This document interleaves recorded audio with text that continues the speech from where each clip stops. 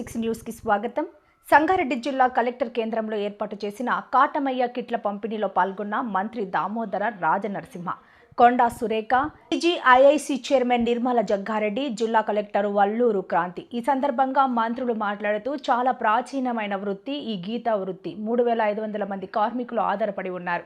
వారిని కాపాడాల్సిన బాధ్యత మన ప్రభుత్వానిది. రాష్ట్రంలో ఇప్పటికీ 775 మంది గీతా కార్మికులు ప్రమాదంలో మరణించారు. 2700 మంది గాయపడ్డారు. గీతా కార్మికులను ఎలా కాపాడుకోవాలో అనే ఆలోచన నుండే వచ్చింది ఈ కాటమయ్య రక్షణ కిట్ అన్నారు.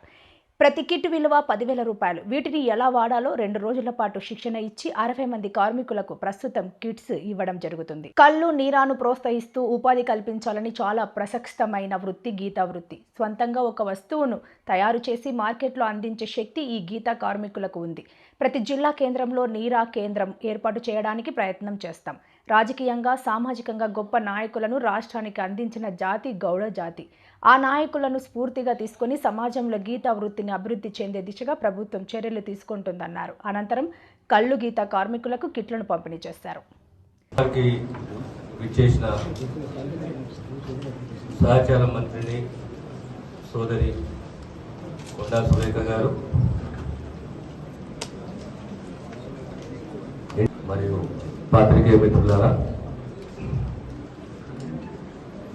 ఇంతకుముందు మా సోదరి చెప్పినట్టు అదే రీతిలో సంఘ నాయకులు అవసరాలు ఇవన్నిటిని వివరించారు. అత్యంత పురాతన వృత్తి ఈ సమాజంలో ఉన్నది అంటే ఈ గీత పారిశ్రామిక రంగం.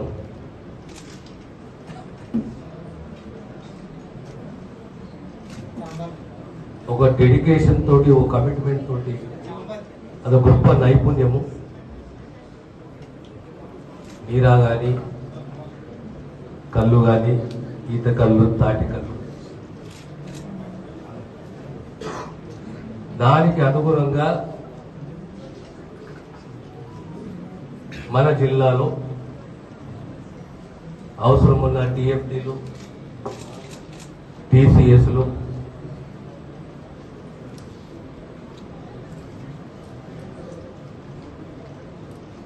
పూర్తిగా సుమారు రమారమి ఒక 3500 మంది కార్మికులు దీని మీద ఆధారపడి ఉన్నారు.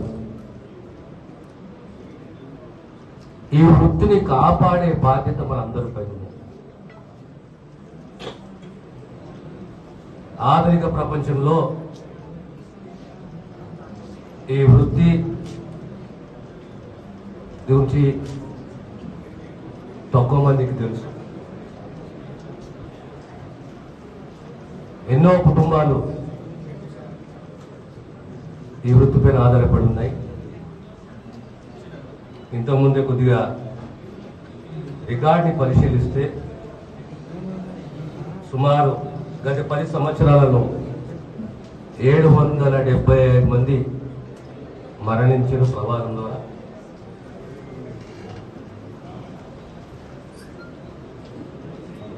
గాయపడ్డవారు సుమారు 2700 మంది. వీళ్ళని ఏ రకంగా కాపాడుకోవాలి, రక్షించుకోవాలి, ఆ వృత్తిని బలోపేతం చేయాలనేది ప్రధాన అంశం ఈ ప్రభుత్వానికి, రేవంత్ రెడ్డి గారికి, మా రాష్ట్ర ముఖ్యమంత్రి.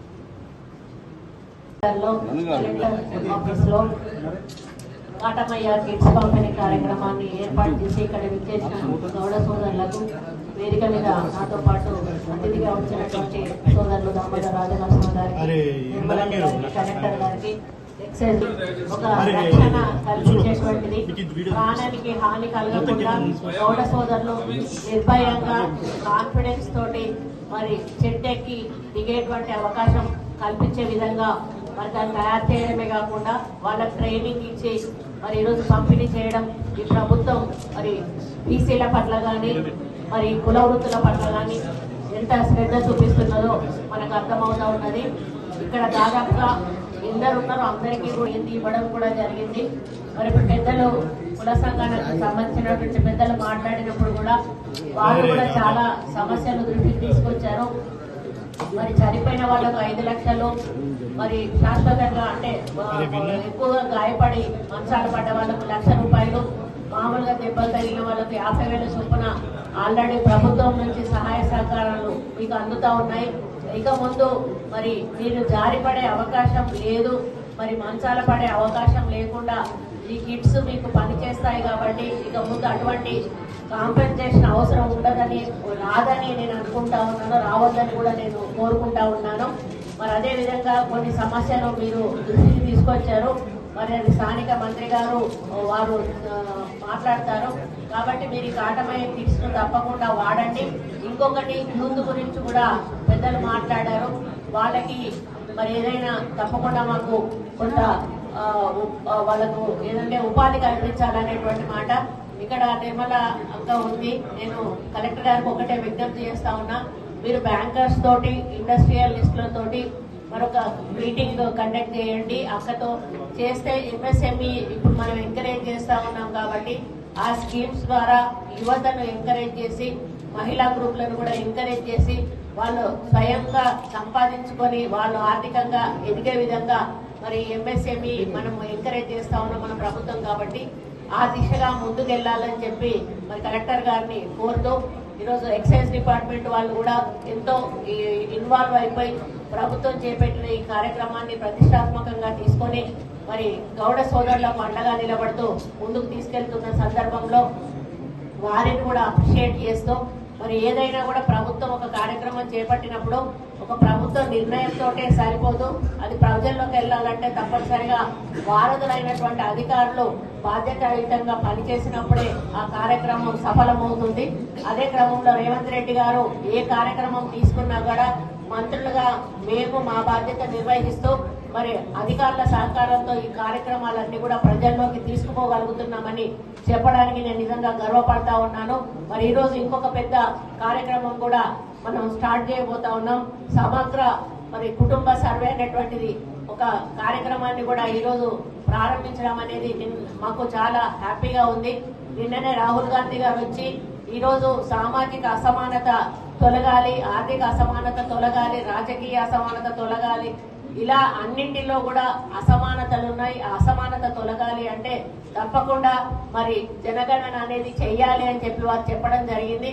మన తెలంగాణను రోల్ మోడల్ గా తీసుకొని ఇక్కడ నుంచి ఆ కార్యక్రమం ప్రారంభించడం, రేవంత్ రెడ్డి గారు మరి వారి నాయకత్వంలో ఒక పర్ఫెక్ట్ ప్రొఫార్మాను కూడా తయారు చేయడం, అందరి మేధావుల సూచనలు కూడా తీసుకొని అందులో మార్పులు చేర్పులు చేసి మరి అంత డేటా ఏ విధంగా రాబట్టాలి అని ఎన్యూమరేటర్స్ కు ట్రైనింగ్ ఇచ్చి ఈరోజు వాళ్లను ఒక్కొక్కరికి 150 నుంచి 175 ఇండ్ల మధ్యలో కేటాయించి వాళ్ళే డేటా సేకరించి వాళ్ళే మళ్ళీ గోప్యంగా ఉంచి దాన్ని మళ్ళీ అప్డేట్ చేసేటువంటి కార్యక్రమం కూడా ప్రభుత్వం చేపట్టబోతా ఉంది. దీన్ని ఒక 20 days లో కంప్లీట్ చేయాలని టార్గెట్ పెట్టుకొని 20 రోజులలో తెలంగాణ రాష్ట్రంలోని మొత్తం జనగణన అనేది మరి కంప్లీట్ చేయబోతా ఉన్నాము. ఆ ఇంట్లో ఉన్న ప్రతి చిన్న